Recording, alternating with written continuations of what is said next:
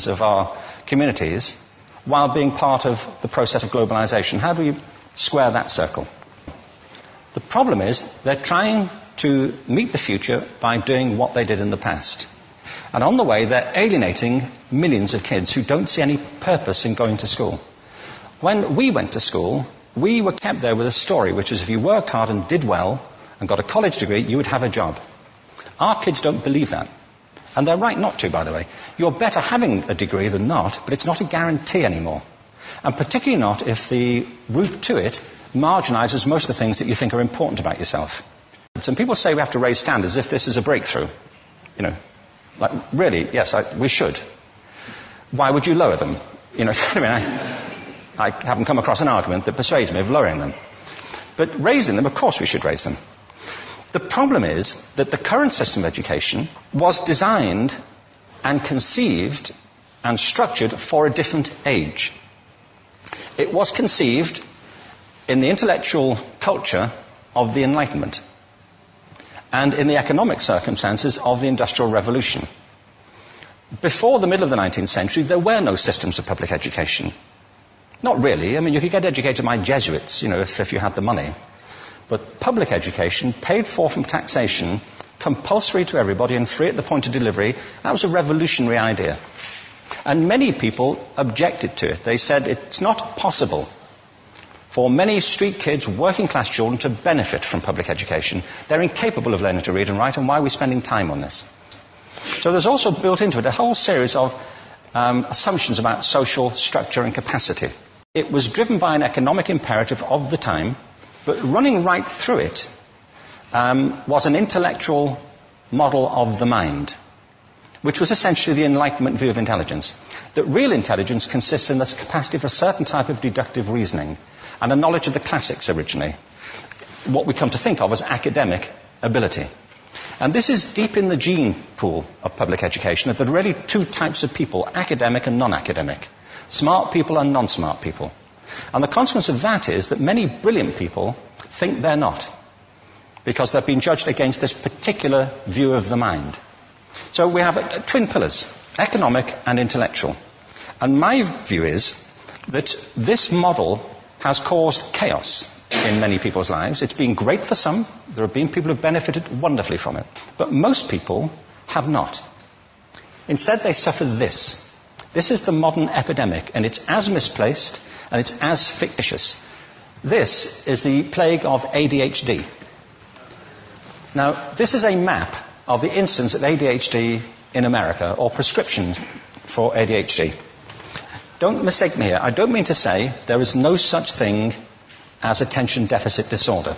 I'm not qualified to say if there is such a thing. I know that a great majority of psychologists and paediatricians think there is such a thing. But it's still a matter of debate. What I do know for a fact is it's not an epidemic. These kids are being medicated as routinely as we had our tonsils taken out. And on the same whimsical basis, and for the same reason, medical fashion.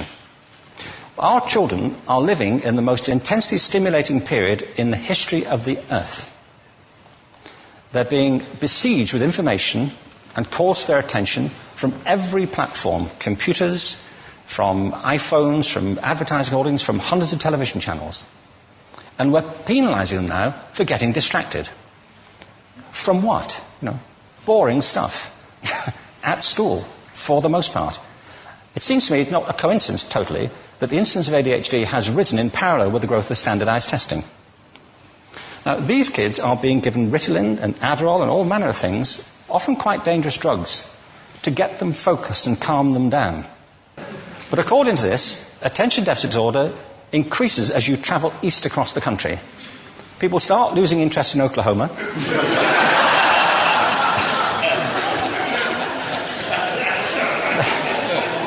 They can hardly think straight in Arkansas. And by the time they get to Washington, they've lost it completely. And there are separate reasons for that, I believe. It's a fictitious epidemic. If you think of it, the arts, and I don't say this exclusively of the arts, I think it's also true of science and of maths, but I say about the arts particularly because they are the victims of this mentality currently, particularly. The arts especially address the idea of aesthetic experience. An aesthetic experience is one in which your senses are operating at their peak, when you're present in the current moment, when you're resonating with the excitement of this thing that you're experiencing, when you are fully alive. An anesthetic is when you shut your senses off and deaden yourself to what's happening. And a lot of these drugs are that. We're getting our children through education by anesthetizing them. And I think we should be doing the exact opposite. We shouldn't be putting them asleep. We should be waking them up to what they have inside of themselves. But the model we have is this. I believe we have a system of education that is modeled on the interests of industrialism and in the image of it. I'll give you a couple of examples. Schools are still pretty much organised on factory lines, ringing bells, separate facilities, specialised into separate subjects. We still educate children by batches. We put them through the system by age group. Why do we do that? Why is there this assumption that the most important thing kids have in common is how old they are? It's like the most important thing about them is their date of manufacture. You know what I mean? Well, I know kids who are much better than other kids at the same age in different disciplines, or at different times of the day, or better in smaller groups than in large groups, or sometimes they want to be on their own. If you're interested in the model of learning, you don't start from this production line mentality. It's essentially about conformity, and increasingly it's about that as you look at the growth of standardized testing and standardized curricula. And it's about standardization. I believe we've got to go in the exact opposite direction. That's what I mean about changing the paradigm. There was a great study done recently of divergent thinking. Published a couple of years ago. Divergent thinking isn't the same thing as creativity. I define creativity as the process of having original ideas that have value.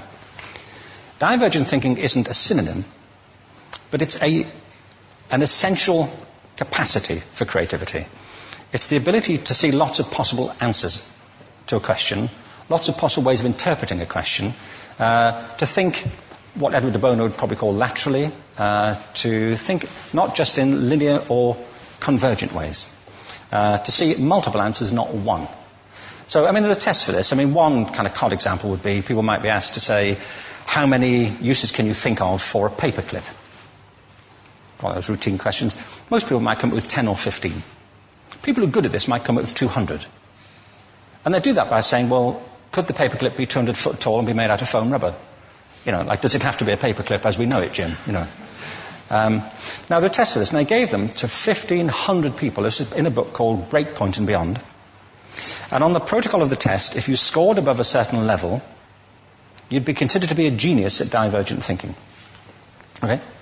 So my question to you is, what percentage of the people tested, of the 1,500, scored at genius level for divergent thinking? Now, you need to know one more thing about them. These were kindergarten children. So what do you think? What percentage at genius level? 80. 80, okay. 98%. Now, the thing about this was it was a longitudinal study.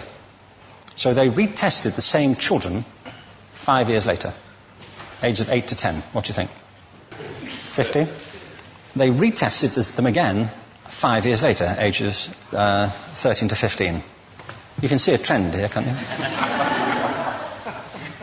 Now, this tells an interesting story, because you could have imagined it going the other way, couldn't you?